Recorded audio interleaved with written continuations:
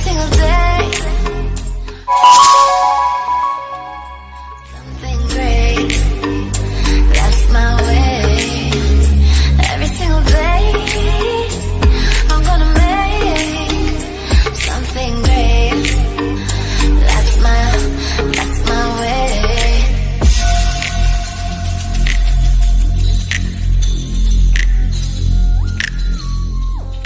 Bonjour à tous, mes frères d'une autre mère. Merci à tout le monde, merci à tous les anciens, ceux qui nous suivent depuis longtemps.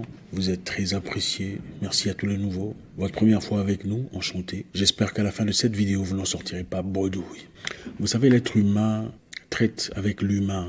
Ce n'est jamais avec les chèvres ou les chiens ou les canards, c'est toujours avec l'humain. Donc même quand on s'associe à la spiritualité, demandons à Dieu une bénédiction par exemple. La bénédiction ne tombe jamais du ciel. La bénédiction vient souvent d'un autre humain, d'une autre personne.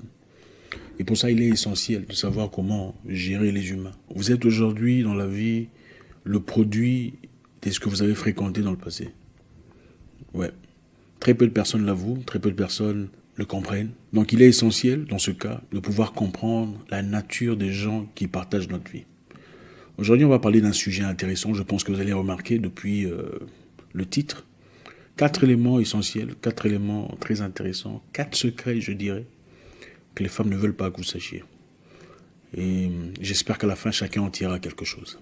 D'abord, je voudrais que vous compreniez ici que ce qui sera dit n'implique pas toutes les femmes, à 100%. Toutes les femmes ne sont pas comme ça. Mais il faut aussi savoir que quand on parle de racisme, quand on milite contre l'injustice, ça ne veut pas dire que tous les blancs sont racistes. Mais cela ne veut pas non plus dire que beaucoup de blancs ne sont pas racistes. Donc l'un ne soustrait pas l'autre. La première théorie n'écrase pas la deuxième. Le premier secret ici, qu'on ne veut pas que vous sachiez, est que les femmes font du monkey branching. Le monkey branching, ouais, c'est un mot en anglais. Monkey veut dire singe, branching veut dire branche. Branching, c'est l'échange de branches. Donc pensez au singe en train d'échanger des branches. Pour qu'un singe quitte une branche pour une autre, qu'est-ce qu'il fait? Il attache sa patte ou sa main à l'autre branche. Le concept du monkey branching est explicité. Ça veut simplement dire que beaucoup de femmes, avant la fin de leur relation, entretiennent déjà quelque chose d'autre à côté. Ça peut être très bénin, ça peut être quelque chose de négligeable. Ah, c'est juste un ami, c'est juste une personne avec qui on discute, on échange. Ça pourrait être juste des chats, sans aucune, sans rien d'impliquant. Des échanges, des bonjours, comment ça va, tout ça. L'objectif du monkey branching, c'est assurer ses arrières. Ça veut dire s'assurer qu'on a une place au cas où la relation précédente ne fonctionnait pas. Il y a un monsieur qui s'est peut-être montré intéressé, mais à qui on a montré simplement la longueur du bras, disant écoute, soyons amis, mais sans tout à fait l'écarter totalement. Il n'y a pas tout à fait de relation ouverte, mais il y a cette affinité, il y a cette facilité qui est maintenue. L'objectif, évidemment, est de ne pas se sentir seul en cas de difficulté. C'est aussi de préparer sa sortie dans les bonnes manières, sans traverser à travers beaucoup de peines émotionnelles. Alors, pourquoi les femmes font le monkey branching? Les femmes font du monkey branching parce que beaucoup ont peur d'être seules. Il y a ce qu'on appelle les serial monogames, des monogames en série. Ce sont des personnes qui ne sont jamais seules. Ils sont toujours en relation avec quelqu'un. Quand fini, il y a une autre relation qui suit. L'objectif, c'est de garder une place, d'avoir une personne pour couvrir ses peines, une personne avec qui on peut discuter, une personne avec qui on peut échanger, de continuellement avoir ce sentiment d'être apprécié, d'être aimé. Et comment on peut détecter qu'une personne est probablement en train de faire du monkey branching? C'est quand votre conjointe est généralement toujours à la maison, soudain commence à sortir. Ah, je veux voir des amis, on sort avec des amis. Et quand tu l'appelles pour dire vous êtes où? Elle est très approximative sur leur location. Vous étiez où exactement? Elle ne sait pas vous dire on était ici, et ensuite là et ensuite là. Et quand vous essayez de forcer, elle se fâche. Elle est probablement en train de faire du monkey branching. Toujours au téléphone, en train de discuter avec qui on ne sait pas. Toujours en train de chatter, toujours en train de... Quelquefois, elle va de côté. Probablement en train de faire du monkey branching. Alors, banalement, pour expliquer le monkey branching, parce que quand vous prenez la tête avec votre femme, il y a souvent un monsieur là à côté avec qui elle est en train de discuter. Pour se remettre à sa place, pour se sentir bien, pour ne pas trop sentir la distance qui se crée entre vous. Ça peut être vraiment innocent.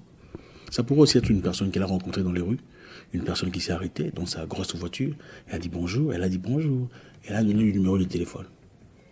Mais ça a stoppé là. Elle a donné le numéro de téléphone, mais il n'y a pas eu des discussions, ça n'a jamais progressé, parce que vous êtes là.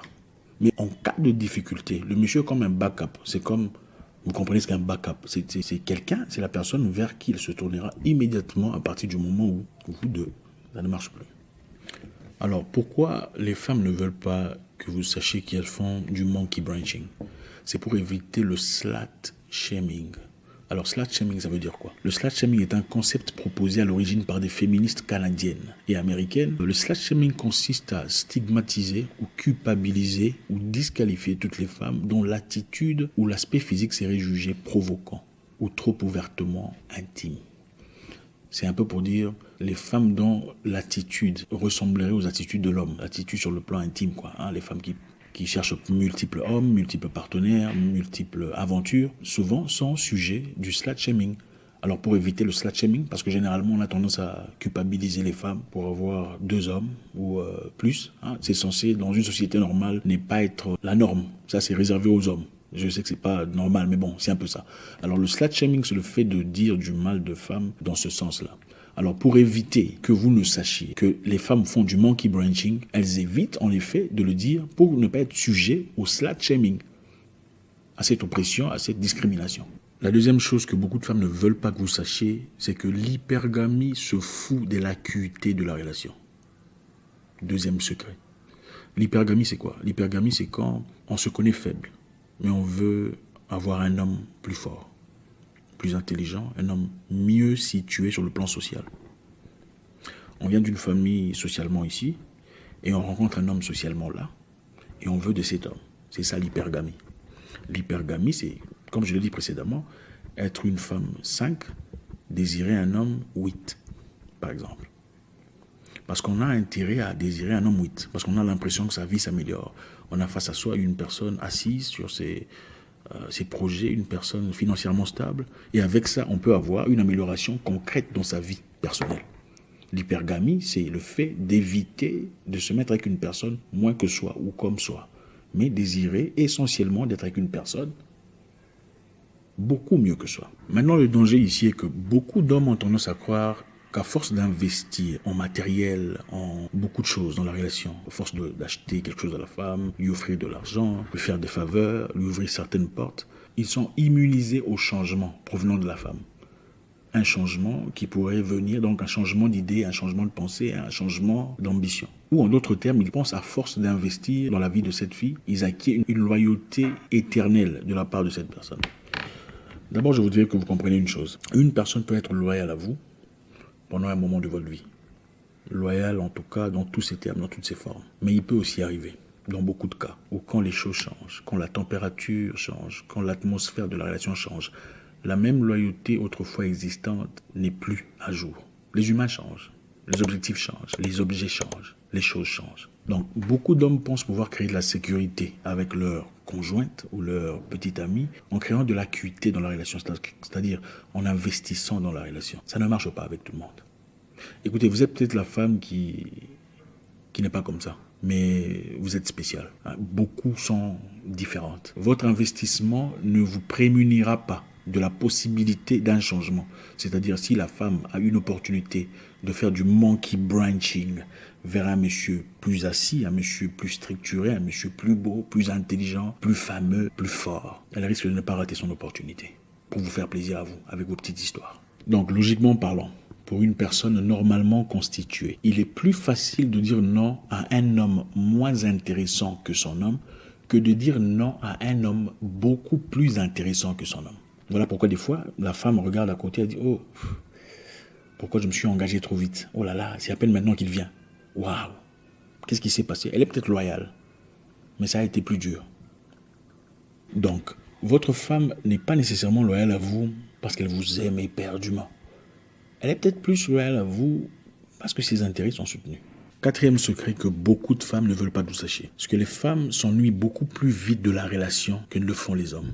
Esther Perel a dit dans son livre Mating in Captivity, je pense qu'il y a des versions en français, Mating in Captivity. Un homme par exemple, généralement après 3 ou 4 ans dans une relation stable, a plus ou moins, malgré les difficultés, la même tendance, les mêmes sentiments sur le plan physique, sur le plan général. ça va très doucement. Mais chez les femmes, quand elles en a marre, c'est une chute libre. Ce n'est jamais progressivement tombant. Voilà pourquoi vous entendrez beaucoup de femmes vous dire « Bon, je suis resté pour les enfants. Franchement, je ne m'y retrouve plus. Je ne sais plus trop ce que je fais. Mais bon, je me sacrifie pour les enfants. » Ça ne veut pas nécessairement dire que le monsieur est mauvais, méchant, infidèle, voyou, impoli. Pas nécessairement. Vous savez, les gens peuvent inventer des excuses pour justifier leur tendance. Pour justifier le manque d'amour, le manque d'affection, le manque de présence. On s'invente des trucs. D'ailleurs, l'autre fois, il m'a insulté. D'ailleurs, la fois dernière, il a fait ça. D'ailleurs, lui aussi revient en retard. D'ailleurs, chose qui ne présente pas essentiellement la vérité ou la réalité des choses. Donc, naturellement, comme le dit Esther Perel dans son livre, il faut continuellement apporter de l'excitation à la femme. L'excitation dans le sens imaginaire, l'excitation dans le sens présentiel, faire des choses qui font plaisir pour garder cette allure pendant longtemps, sans lesquelles on commence à se fatiguer. Et voilà pourquoi vous entendez les gens vous dire « Ah voilà, vous savez, une relation dure 3 ans ou une relation dure 4 ans et après ça devient de l'amitié, ça devient de la fraternité. Vous êtes ensemble, mais c'est comme si vous n'êtes pas ensemble. Vous êtes assis, chacun dans son téléphone. Vous vivez dans 2 mondes complètement différents, vivant dans la même maison. Mais bon, on reste là, on fait semblant. Alors pourquoi on ne quitte pas? On ne quitte pas pour beaucoup de raisons. On pourrait rester par exemple pour des raisons culturelles. Dans beaucoup de familles, surtout africaines, quitter son mariage, c'est une perte. C'est l'échec de la famille. Et pour ne pas apporter cette honte, couvrir de honte sa famille, on préfère garder plus ou moins sa position malgré le vide émotionnel. Les hommes ont plus tendance à préserver leur vie intime de la même manière, après 4 ans, que ne le font les femmes. Ce n'est plus la même chose. Et voilà pourquoi, d'après Esther Perel, 90% ou 80% des divorces dans les pays où on peut divorcer sont initiés par des femmes. Les femmes vont demander le divorce dans les pays développés, où elles peuvent vivre librement sans être pointées du doigt pour avoir divorcé. Et croyez-moi, ce n'est pas toujours parce qu'il était pervers narcissique, menteur, manipulateur, voleur. Oui, autant quelquefois on pourrait avoir de cas qui concordent à ces éléments, mais très souvent ce sont les justifications pour justifier son départ. 4. Pour finir, les femmes ne veulent pas que vous sachiez qu'elles trompent autant que les hommes trompent. Oui, pendant la période d'ovulation, très souvent. Ça a été prouvé scientifiquement que pendant la période d'ovulation, on est différente. Et la plupart de monkey branching se font pendant cette période sans vraiment le réaliser. Conscient ou inconsciemment, on trompe autant quand les femmes trompent autant que les hommes trompent. Parce que rationnellement parlant, quand on dit que les hommes trompent, les hommes sont menteurs, manipulateurs, ils trompent avec qui? Non, quand les hommes trompent, ils trompent avec qui? Ils vont tromper avec des hommes? Non. Donc, le même nombre d'hommes qui trompent égale au même nombre de femmes qui ont probablement trompé ou qui ont été injustes dans cette histoire. Évidemment, on ne le dit pas ouvertement parce que la femme a été longtemps discriminée, oppressée. Elles ont souvent été objet du slut shaming. Le slut shaming, comme on l'a dit précédemment, c'est être couvert de honte, de blâme, d'accusation. Ah, la femme n'est pas censée être comme ça. Les femmes ne sont pas censées désirer comme les hommes. Les femmes ne sont pas censées... Voilà. Les femmes ne vous diront jamais qu'elles ont trompé leur ex. La plupart des femmes, je vous dis 99% des femmes vous diront « je n'ai jamais trompé ». Mais statistiquement parlant, ce n'est pas la vérité. Donc les hommes, ils ont trompé avec qui? Toutes les filles que vous rencontrez vous diront « j'ai eu 2 hommes avant toi ». N'est-ce pas? Qui connaît une fille qui a déjà eu 7 hommes? Écrivez sur le commentaire. Moi, ma petite amie m'a dit qu'elle avait 7 hommes et plus. Écrivez sur le commentaire, je veux voir. La plupart, c'est 2. Maximum 3. Avant toi. C'est pourquoi? Peur du slut shaming. On ne veut pas être traité de légère de tous les mots. Alors elles préfèrent effectuer leurs œuvres en secret, dans le noir, où personne ne sait. Elles préfèrent être de côté, faire ce qu'elles ont à faire, pour ne pas se sentir coupables ou pour ne pas être culpabilisées. Oui, dans beaucoup de cultures, les hommes ont été polygames, ouvertement. Mais la polygamie, dans l'histoire, ne reflète pas l'état de la société moderne. Aujourd'hui, on est libre de faire ce qu'on a envie de faire. Avant, il fallait se marier avant de faire quoi que ce soit. Aujourd'hui, on peut habiter ensemble sans... On peut faire ce qu'on a envie de faire. On peut passer la nuit chez son pote. On peut... Voilà. Donc aujourd'hui, nous avons tous les mêmes moyens. Autant on a les mêmes moyens, autant nous sommes tous capables de faire les mêmes vices, les mêmes problèmes, les mêmes situations, les mêmes difficultés. Oui, les femmes trompent autant que les hommes. Votre ami ne vous le dira peut-être pas. Peut-être que vous, en tant que femme, vous ne le faites pas. Parce qu'on ne parle pas ici de toutes les femmes. Peut-être que vous ne le faites pas. Mais vous pensez que votre ami aussi ne le fait pas. Elle ne vous le dira pas parce qu'elle a peur que vous la traitez de... Les hommes, ils trompent avec qui? Ils trompent avec des femmes. Voilà pourquoi je dis toujours, il ne faut jamais croire savoir ce qui se passe dans la mentalité ou dans le cœur de quelqu'un. Une personne pourrait être loyale à vous pendant très longtemps. Vous aimez, vous chérir, vous considérez tout le bazar. Pour rien, même si vous dormez dehors. Mais ça ne veut pas dire que si vous quittez dehors pour dormir dans la maison, la même loyauté reste intacte. L'être humain et reste animal. Il vise d'abord ses intérêts personnels, pas seulement sur le plan financier, aussi sur le plan émotionnel, sur le plan social. Visera toujours mieux, toujours plus intéressant pour sa propre position. Donc, les femmes aussi font du monkey branching. Donc, au moment où vous êtes fini, il y avait déjà un monsieur quelque part. Une personne qu'elle a rencontrée il y a très longtemps, elle a gardé le numéro, mais avec qui elle ne discutait pas. C'était le remplaçant. Il était là au froid, bien gardé quelque part, au soin, sans discussion, mais il était là. 2. Ce que vous faites pour elle n'est pas une sécurité de votre futur. Quand une femme a envie de partir, elle part. 3. Les femmes sont plus vides que les hommes. Ne vous trompez pas. 4. Les femmes trompent autant que les hommes. Merci encore infiniment. Ce qui a été dit ici n'est pas applicable à toutes les femmes.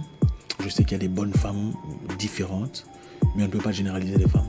On ne peut pas dire la femme est comme ça. La femme, il n'y a pas la femme n'existe pas. Les femmes sont différentes. Elles sont individuelles, comme les hommes. Tous les hommes ne trompent pas. Il y a des hommes sérieux. Comme toutes les femmes ne sont pas sérieuses. Tous les pasteurs ne sont pas sérieux. On le sait tous. Merci infiniment. Balancez un commentaire. Vous savez comment ça se passe. J'espère qu'on a appris quelque chose aujourd'hui.